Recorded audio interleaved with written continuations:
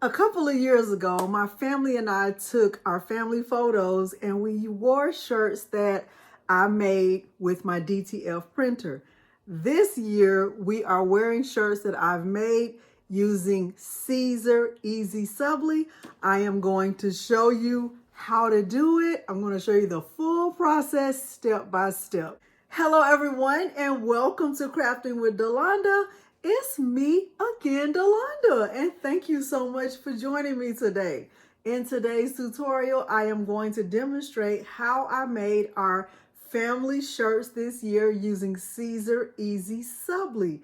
I am going to take you step by step through the full process, and at the end of this video, if you find it helpful, please remember to like the video, subscribe to my channel, and turn on the bell for notifications because I do upload new content every single week. Now, before we get into the video, make sure you stay to the end because I'll tell you who Siser EasySubli is really for. Because there are several ways to do a hack where you're doing sublimation on cotton. But stay to the end for all of that and I'll give you my recommendations if you don't want to go with this process.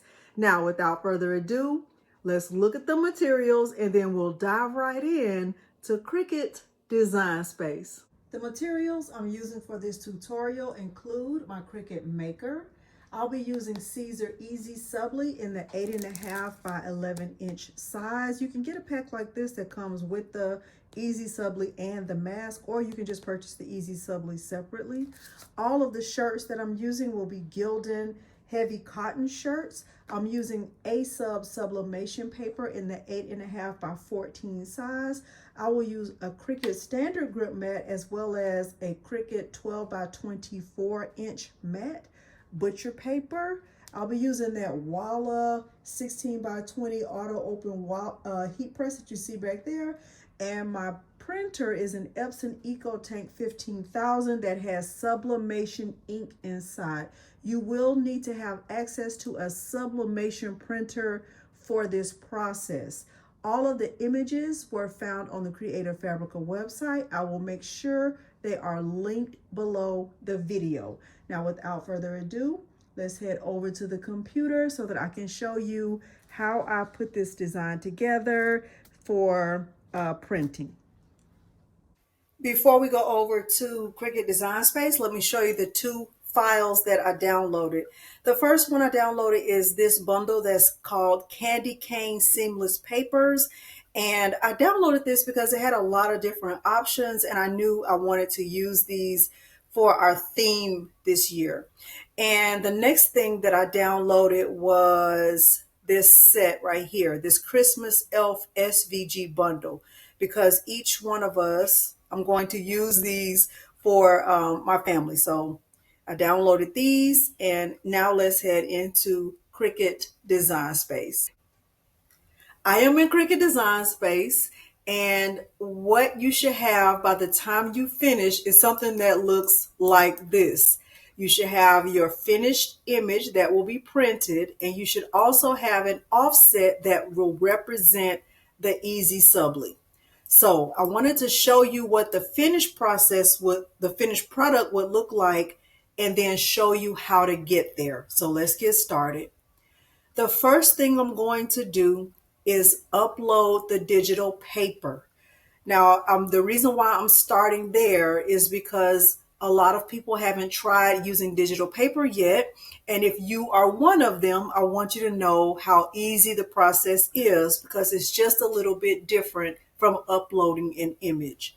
So what I'll do is go to upload and I will go to pattern fill and I will navigate to where I have the digital paper saved from the Creative Fabrica website. So I'll click on Upload Pattern, I'll browse, and I'll navigate to the folder where I have the paper saved. So I'm going to show a print then cut pattern. There it is right there. I'll click Upload. Now that pattern is what I use for Miles's image and for Peter's. I'm going to close this part out because I'm finished with this. So I'll click cancel and we'll go back to the canvas. Okay, so I still have my images.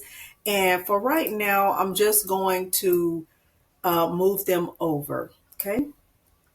So I have the image that is going to be the finished product, and I've uploaded the digital paper. The next thing I'm going to do is bring in a rectangle that will represent the size of the allowable space for print then cut. Now the paper that I'm using is 8.5 by 14. So if I go right here to my name and I go to settings and I go to load type, my print then cut page size is 8.5 by 14 because that's the size paper that I'm using. If you are using 8.5 by 11, you would make sure yours is on that. Okay, so I'm going to close this out, but I wanted to show you that also. Okay, I'm closing that out. Now, I'm going to go and grab the rectangle. Cricut Design Space will allow me to print a page size that is 10.44 in width by 7.44 in height. So that's what size I'm going to make this rectangle. I'm going to unlock the proportions and change the width to 10.44, and I'm changing the height to 7.44.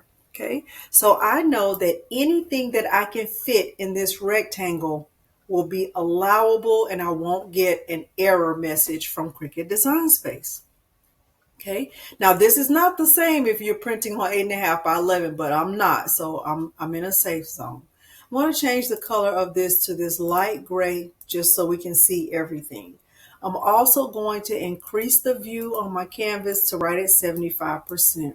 Okay, so we can still see all of my stuff right here. There's my image and the piece that represents the EasySubli.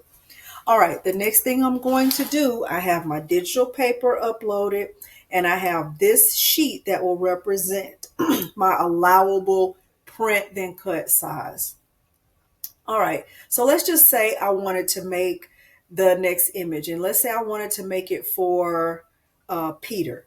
And his is going to say budget boss. Okay, now I've already made all of my designs, but I'm just demonstrating the process. So what I would do is click on the T for text. The font that I'm using is one that's called Merry Mischief. I downloaded it from the Creative Fabrica website. I'm going to go to my system fonts. It's called Merry Mischief. Merry Misfit. Merry Misfit. Okay, like that. I'll make sure it's linked below. All right, and I'll go ahead and double click in there, and Peter is going to be budget boss. The caps lock is on. Type in budget, enter, boss. Okay, like that. And I can make this bigger. All right. All right, so that looks great. All right, so what I'll do now is I'll click right here on advanced and ungroup to lines. And when I do that, it just separates the text into two separate lines, right? I'll make this bigger.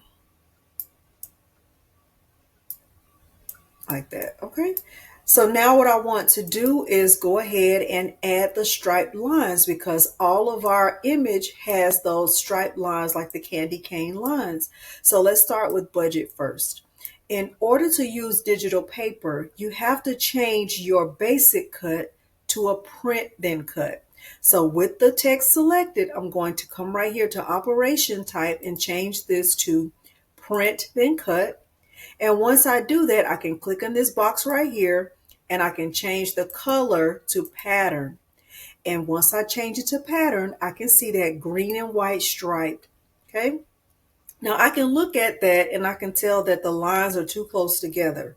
What I'll do is click right here on edit pattern and I'll bring the scale up because I really don't want the lines to be that close together. I want them to be further apart. So I can look right here and see that I like the way this looks. And the scale I have mine set to is at 160. I'm going to close this out. Now I'm also going to add an offset behind this. So with the text still selected, I'm going to go to offset, and the offset that I like to use is 0.069. Okay, and I'll click apply. Okay, I think that looks great. Now the default offset is automatically changed to that gray color, but with the offset selected, I can change it to whatever color I want. Like if I wanted the offset to be red or yellow or green or whatever color, I could change it, but I'm going to keep it on that gray because I think that looks really good. Now what I'm going to do is select the text and the offset, and I'm going to flatten it. Okay. Now let's do that same process again with the word boss. Okay, let's just move this up for now. So remember, in order to use the digital paper, I have to select the text, go to change it to a print then cut. Once it's on print then cut, I click on the box right next to it and I select pattern right here. And I'm going to select that green and white. I'm going to go to edit pattern and I'm bringing it up. Okay, I'm bringing it up. I can bring it up. I can, check here and see if it looks the way I want it to look. And every scale is not going to be the exact same because it depends on the size of the text. All right, so this time I'm using a scale of 173. I'll close that out. Now I'll add an offset. And remember, I like the 0.069. I'll click apply. I'm going to get that default gray. You can see it's a little bit thinner. That's perfectly fine. With both selected, I will flatten them.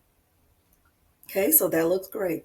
Now, let's go ahead and make this into a full image like I have right here. Let's kind of bring the view down so we can see it. Okay. All right, so remember this is mine. And it's not centered, but it's fine. All right, so what I'm going to do now is I am going to bring in the elf. Okay, remember we downloaded the elf image from the Creative Fabrica website. Okay, so let's bring it in. I'm going to click on upload, and the elf I want to use is this one. I'll click on add to canvas. I'll close this out. All right, and I'll bring the elf over. And what I've been doing is using this box to my advantage. So what I do is kind of center the elf hat around on top of the text. And then I just stretch it out. That's my printer. I just stretch it out until it's at the size that I want it. And now I know that this hat is a lot bigger than the text, and I'm perfectly fine with that.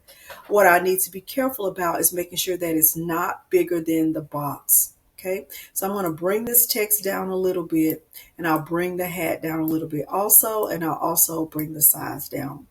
I also want to make sure that the feet are not touching the box, and nothing that's connected to the bottom of the elf is touching the box.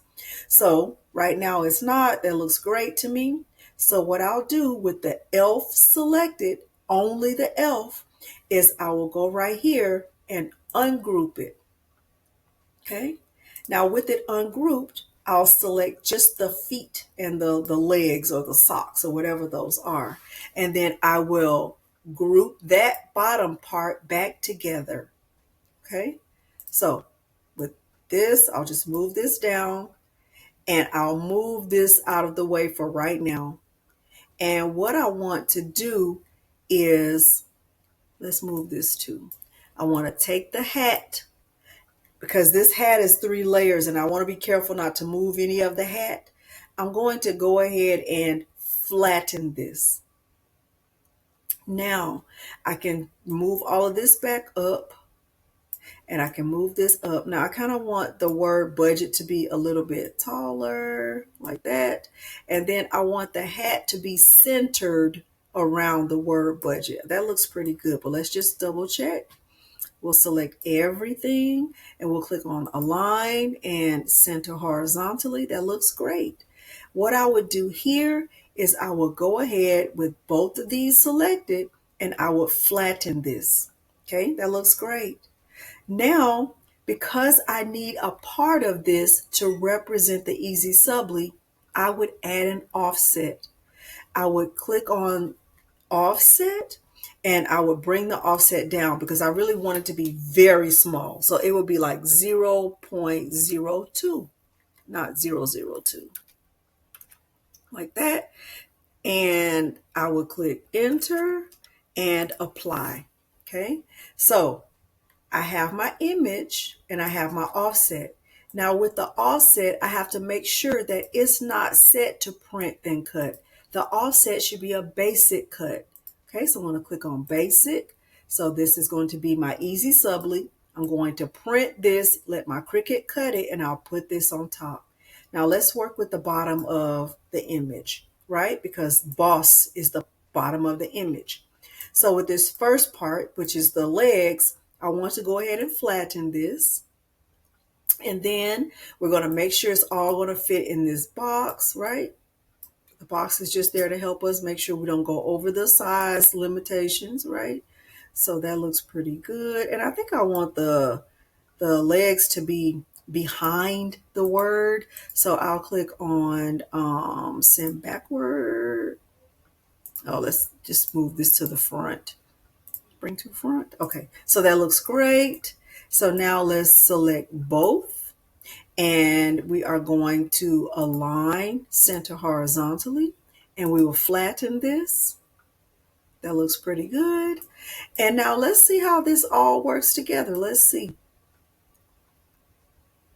That looks really cute. So that's how Peter's shirt was made. That's how his design was made. All right. And so what I would do, I still need to add my offset, right? So I would click on the image. I would click on offset. And remember, my offset is at 0.02. I would click apply. Okay. So I have my image and I have my offset. Now here's my image. My offset needs to be changed to a basic cut. Okay, so now I have Peter's image, I have my image, and I have both of the offsets. Now, let's do that part. Let's do all of that one more time just to make sure it's very clear. Let's go ahead and make Madison's design. All right, so since we're not really starting from scratch, I'll speed this part up.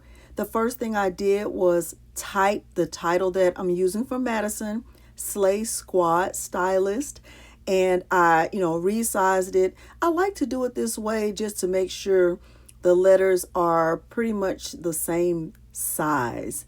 What I did then was ungroup to lines, and I made sure everything was centered. Because her title has 3 lines instead of 2, I decided to put 2 lines together on the top part of the shirt and 1 line together for the bottom. So for Slay Squad, I'm going to resize it, and then I'll start to add in the digital paper. Remember, when it's time to add in the digital paper, you have to change the image from a basic cut to print then cut, and then you have the option to choose a pattern. With hers, I increased the line so that it looked more like candy canes, and I added an offset. The offset that I like to use is 0.069. I repeated that same process for the word stylist. So for the word stylist, I'm changing it to a print then cut. I am going to choose my pattern. I'm selecting the one I want. I'm going to edit and increase the scale so that it looks more like a candy cane. The lines are defined. And once I get to the scale that I want, I'm going to add that offset, and I'm going to remember that I need to flatten the image to the offset. Now it's time to add in the elf, and I'm using the box to my advantage because I know that I can only print as big as what will fit inside that box. So I'm using that to help me with sizing the hat along with the text. Now for Madison's, because she has 2 lines of text, I kind of had to smush the hat down a little bit, but the image still turned out really, really cute. So I smushed it down, and then once I made sure the bottom of the elf was not touching the box, I was able to ungroup it and get the elf hat flattened to Slay Squad.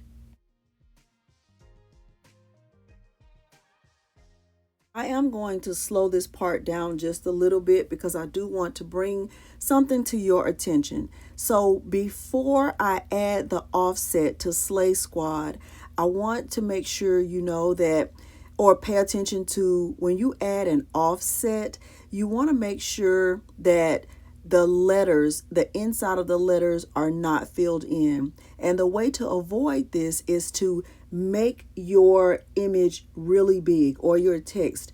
Increase the size of it, then add the offset, and that will prevent the letters from filling in. I was concerned about that A, the triangle in the middle of the A. I did not want that to be filled in. So what I had to do was increase the size, then add the offset, then make sure everything was selected before I resized it back down to a size that would fit inside the box. Repeated the process for Stylist, made sure that everything was centered and that it would fit in the box. I flattened it, added my offset, and made sure that my offset was set to basic cut. After I finished all of that, I clicked Make.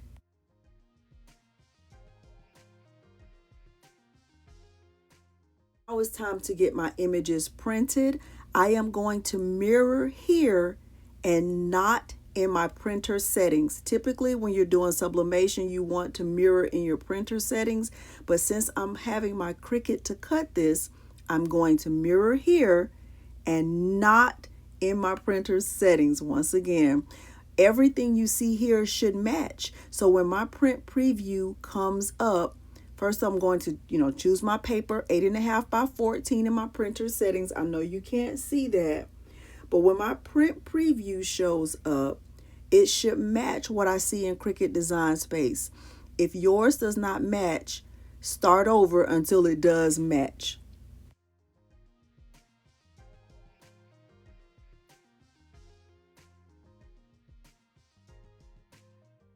Here are my images being printed out. Remember, you will need sublimation ink for this process. You would not use your regular standard ink because the EasySubli only works with sublimation ink.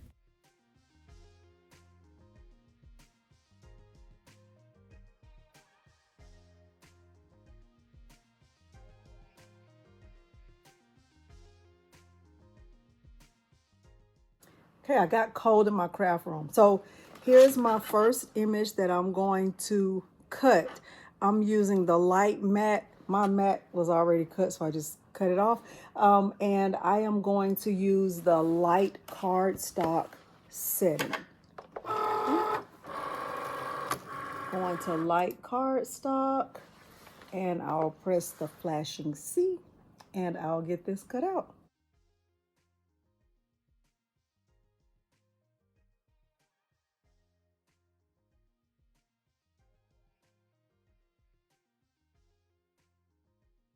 Good to show you. So it did a really good cut. I wish I would have added a bigger offset, but it's fine. I got the rest of the images cut. I feel like the ones cut on the standard grip mat did better than the ones cut on the light grip mat. Okay, this is the Siser EasySubli. This is the rough side of it. I'm going to cut this on the everyday iron-on setting with more pressure. Okay, so you can use the 8.5 by 11 size. I was just out of it, but you know that my images were not bigger than 8.5 by 11. So and I'm not mirroring the design. So I'm going to go ahead and use the everyday iron-on setting with more pressure, and I am not going to mirror the image.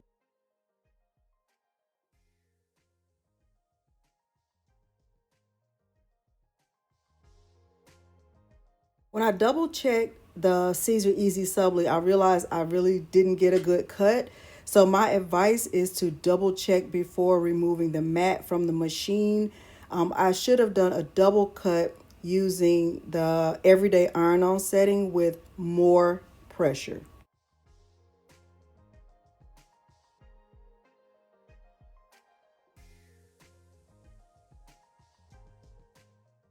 Okay, with the EasySubli, this pack comes with the sheets and it comes with the mask. The purpose of the mask is to transfer the EasySubli from the backing to the fabric. So I'm going to take a sheet of the mask out.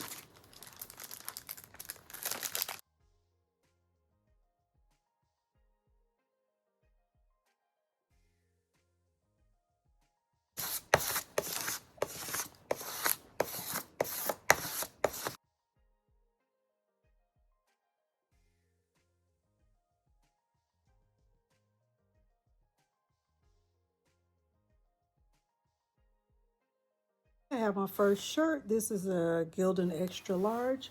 I did crease it down the middle. I'm going to open it up.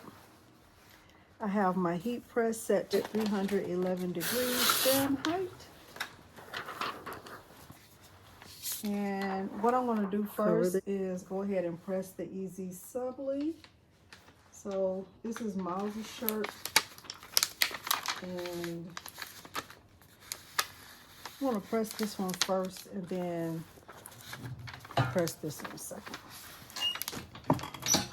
311 degrees for 15 seconds.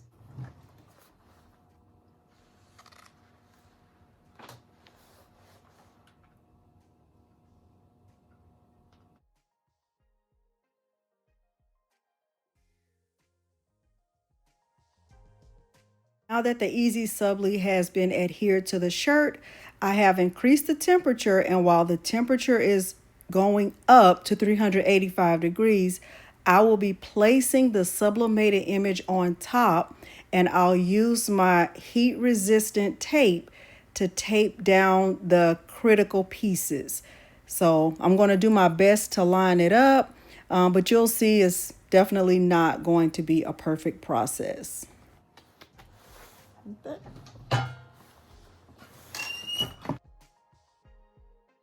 Now, while my temperature is heating up to 385 degrees Fahrenheit, I'm using this time to press the sublimated image on top of the EasySubli. This is how it works, is that you sublimate your image and then you try to do your best to line it up. You'll see at the end, I did not line any of them up perfectly, but I did my best and I still think the images came out really nice. I had a struggle with this top part of the elf hat for some reason, but I did my best. And once I have it all taped down, I'm going to cover it with butcher paper and I'll press this for 50 seconds.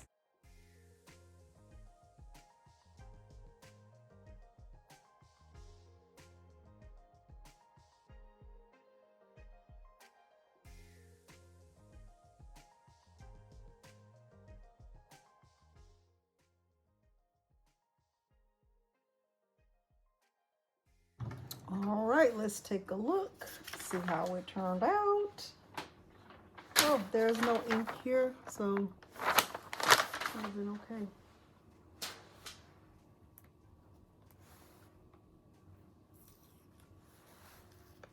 See that?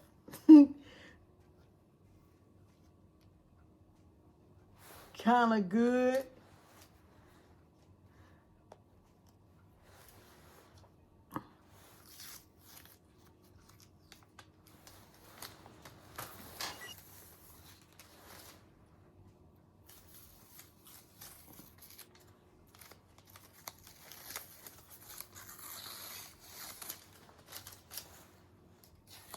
So cute. Isn't that so good? Oh my gosh. Okay, so that's Trish. Let's take a look at it. See how cute that is? Oh my god. That is so cute. Okay, so now I'm going to repeat that process with my shirt and the other shirt. I'm going to speed the rest of this up as I finish pressing the rest of the shirts. I'm going to press all of the EasySubli layers first, and then once I finish that, it'll be time to add the images. But it doesn't make sense to keep increasing the temperature then decreasing. It makes sense to just do all the layers of EasySubli. I did not want to do both layers at the same time because I was fearful about pressing the EasySubli in between another layer, and I didn't want to cut off the letters. So I pressed them in two parts.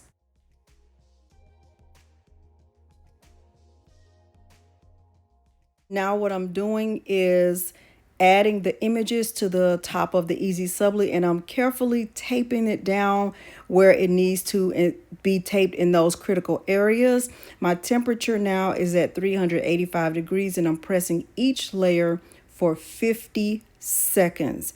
And I'll show you what this looks like. Let's head back over to the table so I can let you know who EasySubli is for, or who should consider using EasySubli.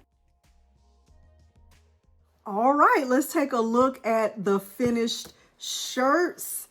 And let me just say that I got cold during the time that I was recording, but let's look at them. Okay, so this is Peter's. He is the budget boss. This one is for Miles. He is the gift engineer.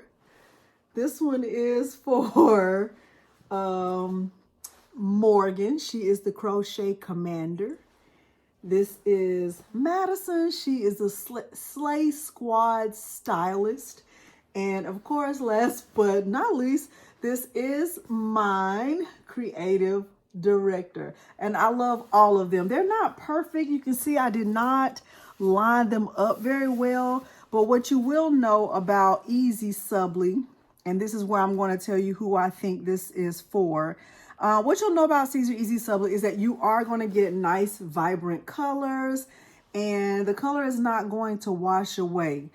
Who do I think Siser EasySubli is for? This is for someone who prefers to wear dark colored cotton, who don't own a DTF printer, or maybe you don't want to purchase DTF transfers, and you don't want the glittery effect. If you fall into any of those categories, Siser EasySubli is for you. Now, I will say that Siser EasySubli is on the expensive end, depending what size sheets you purchase or how many sheets you purchase. I think the least amount to purchase, to be fair, is a pack of 10, because I think going with 5 sheets is not safe, because you are probably going to mess up one of those sheets. And if you have exactly 5 shirts to make, just like I did, 5 sheets is not going to be enough. I do purchase mine from Atlanta Vinyl. I will make sure to leave the link to them below the video, because they have the long sheets, the 11 by 17, and they also have the smaller sheets. So you have your choice, and they also have big packs of it. So anyway, hopefully you did find this helpful. If you did, please let me know down below in the comments something you learned or something you think you might want to try instead. I have videos on a lot of different hacks that you can check out in some of my playlists. But if you did find this helpful, please remember to like the video, subscribe to my channel, and turn on the bell for notifications, because I do upload new content every single week. Thank you so much for joining me today, and thanks for watching. Bye.